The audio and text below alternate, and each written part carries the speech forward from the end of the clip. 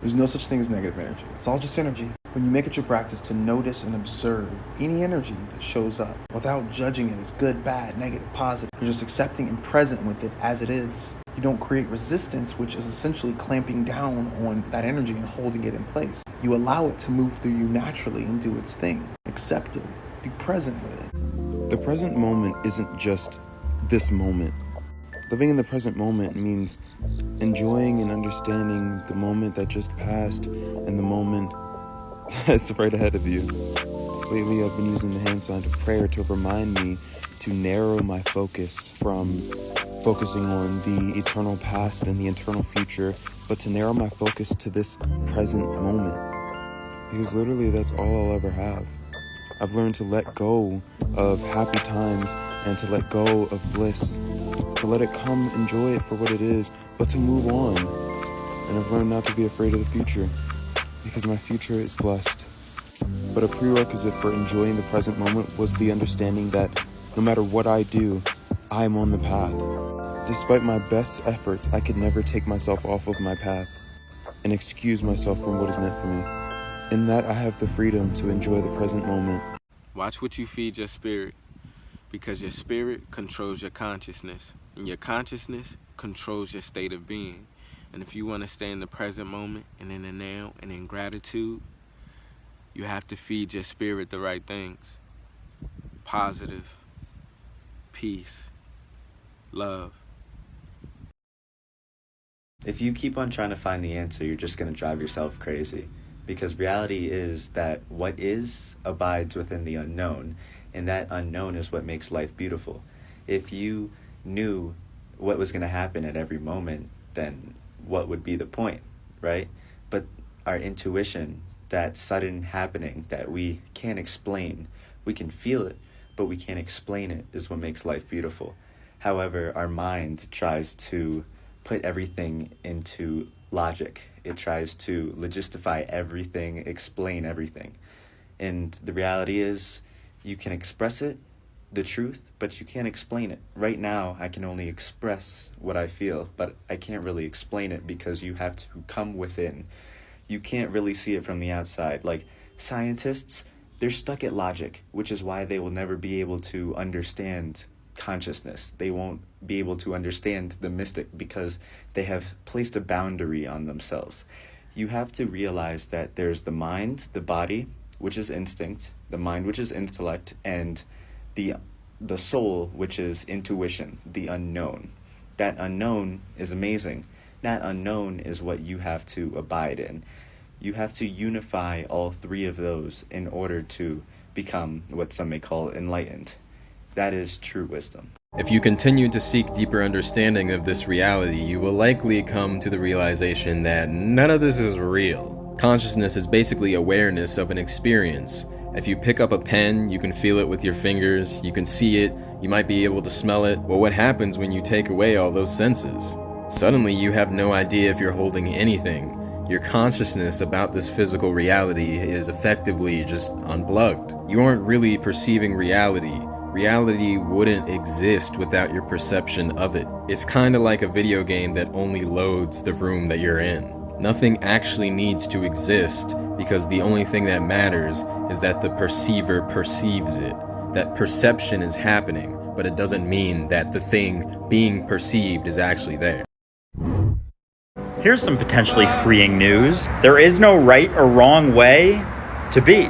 There's no correct way to be a person. Have you ever seen a tree or a bird that's living properly? I haven't. And you don't need anyone or anything outside of yourself to tell you what to do or how to be. So lean into those quirks. Lean into what makes you different.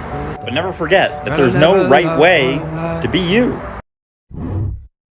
Now, I don't know who needs to hear this, but if you often find yourself saying, when is my break? When is somebody going to give me a chance to just breathe? When is somebody going to come along and love and care for me the way that I love and care for others? Where is my grace? When is somebody going to come along and give me some grace? Then that might be a sign that it's time for you to give what you wanted from other people to yourself. Now just hear me out, because this is not one of those, if you're struggling with being single, just love yourself more kind of posts. This is not that. But what I am saying is that sometimes we tend to misdiagnose the signals our bodies are giving us. And by that I mean sometimes when you're feeling tired and your body's asking who's gonna give me a break, who's gonna give me some grace, what your body really is saying is, bitch, when are you gonna give me a break and some grace? Sometimes when you're feeling like who's gonna come and love me the way that I love other people, it's really your body saying, bitch, at what point are you going to love and care for me the way you do other people? Because damn. Once again, this is not me saying that just loving yourself more will be the answer to all these emotions you may be experiencing. I'm just saying to make sure you're diagnosing those signals properly. So here's a spiritual thought experiment for you. There is no one awakening that you have. It is a process of becoming ever more clear to the truth, a process of flowering into the truth, and there is no one point where you're just done. I think that the ego mind can sneak in, and if we have a major shift of perception, which is very possible and most likely to happen on this path, our mind will jump in and say, oh, I'm done, that's it.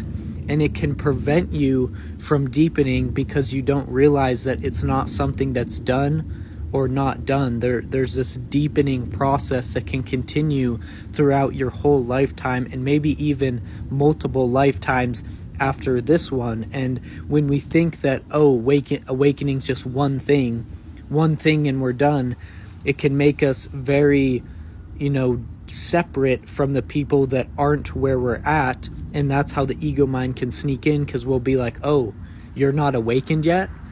Oh, you're not a starseed? And it starts to create this spiritual ego because it thinks that awakening is something that is to be obtained. That awakening is this magical achievement that once you have it, you got it. And I want to challenge that thought pattern for you to see that it's a unfolding process. It's not one thing. Yes, there's major shifts of perception. Yes, there's breakthroughs. But when you look back, the entire thing is just this unfolding dynamic process with no one specific point that's more important than another one. So this will help you to see people who maybe aren't as clear as you as just a different part of their own path. They're on their own journey. They're on their own process. They are on the same exact spiritual journey you are. They're just at a different point on that journey, and that doesn't make you better than them. So try to see awakening as this unfolding process, and try to not let your mind take ownership of awakening as this one thing that you have obtained, and it'll lead you to be much more compassionate, much more kind, and much more human to all those people that probably won't be where you're at in this lifetime. And that's okay, because we are infinite, and it'll keep going on and going on and going on, and there's no end goal. It's a unfolding process.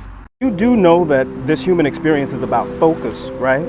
Your focus drives your intention, and with enough momentum, it becomes your belief, and your belief becomes the force in your life. But if you're complaining, oh, I hate it here, got the short end of the stick, people play too many games, no, stop that. Change your point of focus. If your intention is for peace, harmony, and unity, but your focus is too much on the disharmony, then of course you're gonna hate it here. Of course you're not gonna trust anybody. But if your focus is on the peace and the harmony and the unity within you, then you're gonna love it here. And you're gonna see and create ways to directly influence that here. But don't be so hard on yourself if you're not. Because what you think is not serving this humanity is actually serving the evolution of it. Everybody in their own way is serving the purpose for one constant thing on this planet, and that's change. And so your responsibility is simply to be deliberate in your focus. Here's the bottom line. You really got to start protecting your energy. You have to start watching the people you associate with. You have to start being aware of your environment, because they really want to take your energy. They don't want to see you happy. Happiness doesn't sell. The matrix, a false prism of reality, structure, organization, created to what? To take your energy. What's the force? Fear, worry. People will try to use you for what they can get from you. They'll try to lower your vibration. They'll try to take your energy, your positive energy. See, we don't talk about this, and it's very important, because energy is what we use to create. You know, happiness, mindfulness, mental health. None of this is on the forefront. Why is that? Because it doesn't sell. It doesn't make money. You know what does? Fear, worry, media. All of those things generate wealth to the big matrix. Let me show you something. Check this out. Majority of this is done in your subconscious. See, what happens is this. When you get in fear, your body creates cortisol. Cortisone. It's a chemical. It literally puts you in fight or flight. Not only that, but your subconscious actually puts you in a hypnotic trance. So when you expose yourself to negative stuff, such as like the news or the media stuff, the mainstream media, they're designed to suck your energy. Energy vampires. And then you have people around you that do that. So how do you protect your energy? You have to start to meditate. You have to start to spend time alone. You have to start to watch your self-talk, because this affects you. You know, majority of your self-talk is coming from how others see you or you think they perceive you. It's from society. Your self-talk is from what you watch every day. You don't even know that. A lot of programs you watch or surround yourself with, it's negative, man. Point blank. You see anything on the forefront about how to be happy, how to be mentally stable? You will never see that. You'll always see fear, bad news, worry, doubt, all of that, because that is very powerful, because it puts you in a trance. You know, it's like you're a walk-in zombie. Literally, you're in a hypnosis trance. They want to keep feeding you this negative energy so that it can keep using your energy. You got to wise up. This is a new age now. You got to understand how this stuff works, because if you don't, you're going to suffer from depression, anxiety, and all this stuff. And you don't even know where it's coming from. It's coming right from you, from what you watch, from the people around you. So protect your energy.